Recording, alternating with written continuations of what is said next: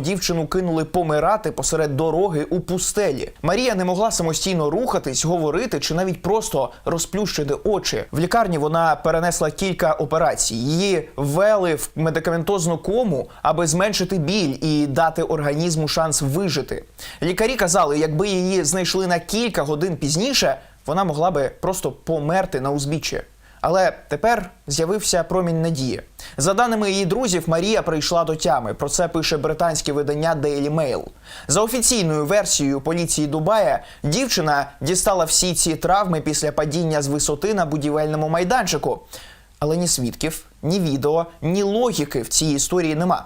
Родичі Марії не вірять у версію випадковості. Вони припускають, дівчину заманили на закриту вечірку, після чого її побили і викинули на вулицю.